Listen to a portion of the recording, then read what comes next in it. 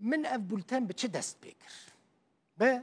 آواکرنا حکومت نو یا سوری مجواره گوته بو کرد بشتاری و حکومت نبونه نهاتنا دعوت کرن خو بشتار نبونه بویکوت کرنه هلوستا کردی یا یکرتی بویا یا نا هنه کسب سری خود چونه نچونه مجاره که براسی گلکی گرینگ جبو پیش روژا کردان روژ آوای کردستانی اول سوری بردف که انجمن کردی انا کسی فیصل یوسف جه قامشلو لگل منه که فیصل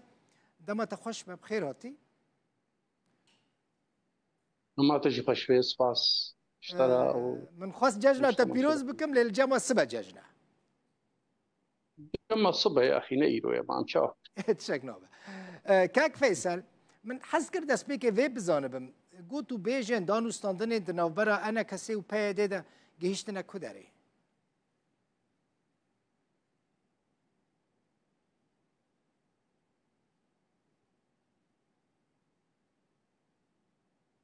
دنگ قطبو شما دنگ چیکن دنگ قطبو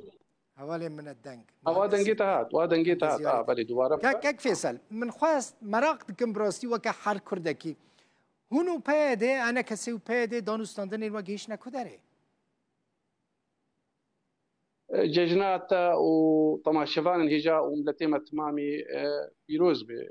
بججنا رمضاني يعني دان وصلنا ما فيش حجدي ما سيا رونشناغو امو هفالن بايده بهدور ونشتن بشعبديريا امريكانا وبريز مظلوم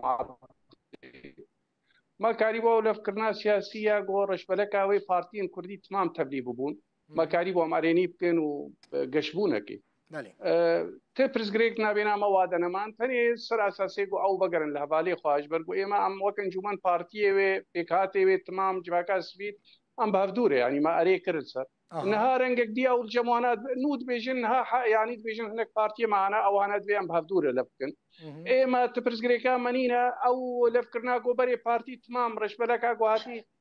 بيشوازي كرنج مرة هاتي قدماندن ما اري كريال سر وملف كريه بوارا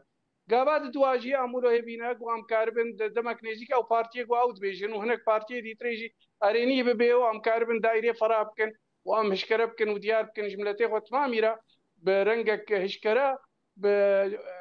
بتبليبونا هناك كسي ناف دولتي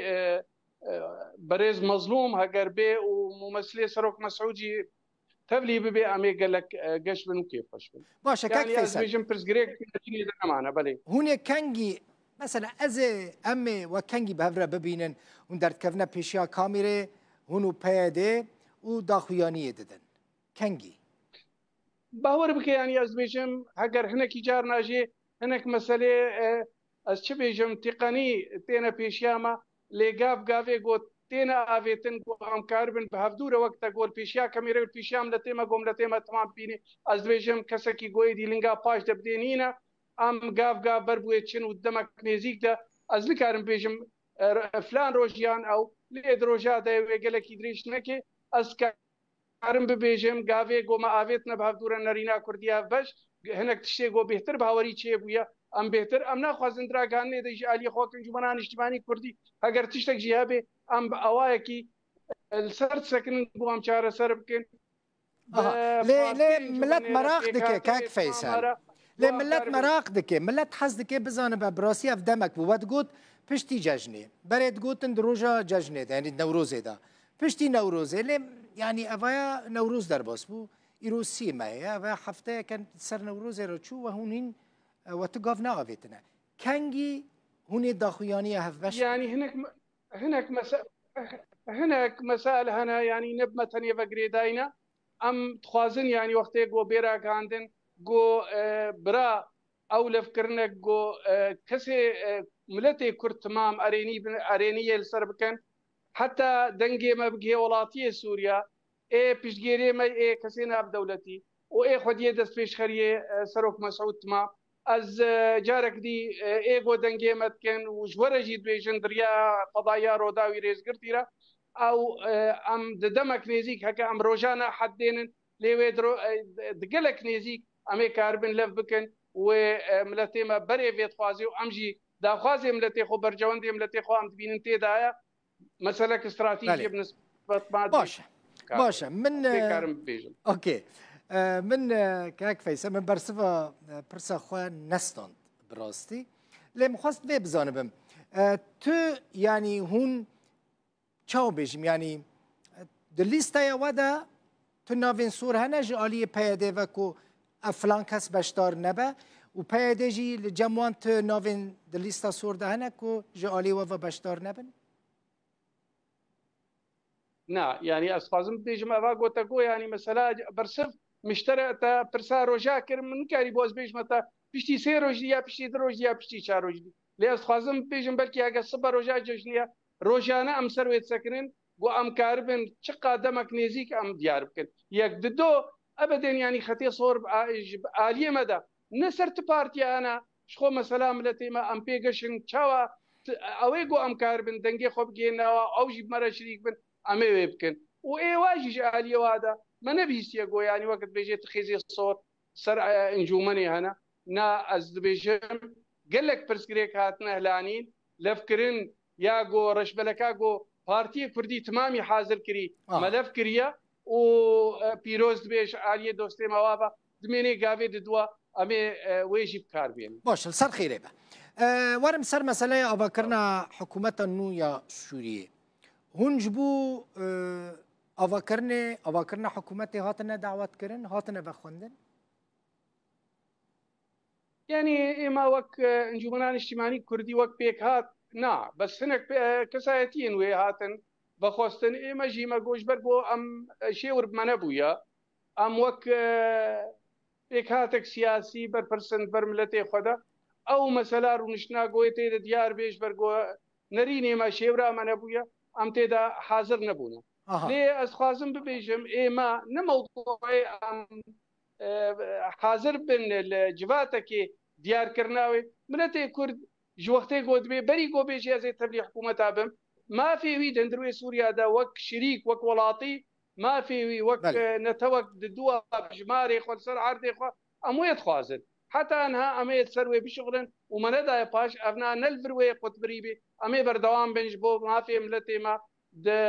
dewleta Sûrî di welatê Sûrî de nekese em ne miletekê li kesekî dikin û ne kesek jî miletekê ilmetke wextê em dêjin em Sûrî timam vê em şirîk bin avakirina dewletan û de yanî hûn etirafê bi vê hikûmeta ku hatiye avakirin dikin ئێمە ئەم دەبێژن بەری ئەتیرافێ و نەعتیرافێ نە ئەڤە مەسەلامە مەسەلامە ئەوا گۆ ئەف حکوومەت حتا ئەوا گۆ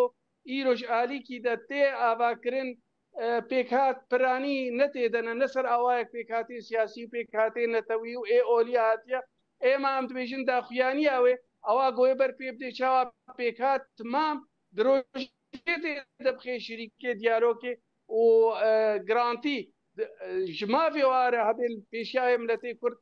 em îro tenha pirsî şanda Kurdî daxwazê Kurdî çawa em buware bidin bistênin golevkirinek bibe daxwazê miletê me çawa got em bibne şirîkê miletê dewleta Sûrî ema mesela em vê hikûmetê qebûl dikir yan qebûl nakin îro hikûmeteke piştî rewxana rejîma Esed em dibînin em